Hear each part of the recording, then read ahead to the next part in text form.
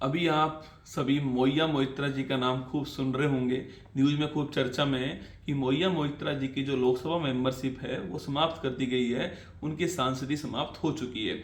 मोइया मोइत्रा जी पश्चिम बंगाल के अंदर कृष्णानगर जो सीट है वहां से सांसद थी, और ये तृणमूल कांग्रेस टीएमसी जो पार्टी है उसकी मेंबर थी, और ये सांसद वहां से थी।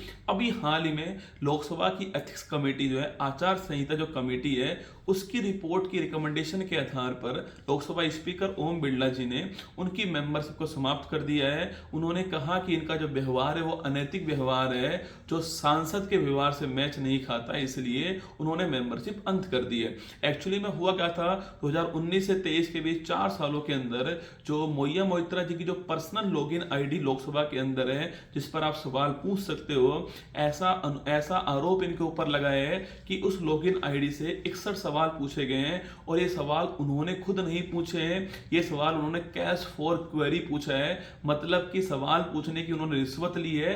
और ये आरोप है उनके ऊपर कि जो उनके दोस्त है हीरा नंदानी जी, उनसे उन्होंने आपके रिश्वत ली थी, 2 करोड़ रुपए की रिश्वत ली थी, और फिर उन्होंने सवाल पूछे हैं। लगभग 61 सवाल पूछे गए। तो कैश फॉर क्यूरी के लिए, मतलब कि सवाल पूछने के पैसे, सवाल पूछने के लिए रिश्वत लेने के लिए उनकी जो मेंबरशिप है उसे समाप्त कर दिया गया है। अब उनके सामने क्या क्या ऑप्शन हो सकते हैं। पहला ऑप्शन तो वो इस जो आपके फैसला आया है इसको पुनर्विचार के लिए कहें। पुनर्विचार अगर होता है और उसके बाद में फैसला कोई आए तो संभव है। तो पहला तो पुनर्विचार संभव है इसके ऊपर, पर यह पुनर्विचार होगा नहीं होगा ये संसद का स्वविवेक होने वाला है। सेकंड, वो सुप्रीम कोर्ट चला जाए, उनके जो अधिकार उनका उल्लंघन अगर होता है, अगर वो ऐसा मानती हैं, वो सुप्रीम कोर्ट भी जा सकती है।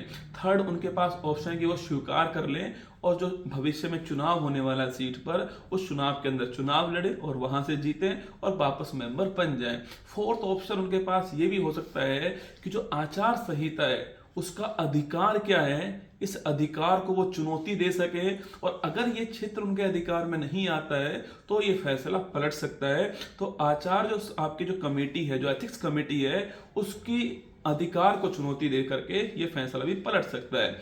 और फिफ्थ जो हो सकता है, जिन्होंने भी इनके ऊपर आरोप लगाए थे उनके खिलाफ हाई कोर्ट में इन्होंने मानहानि का केस दर्ज किया हुआ है।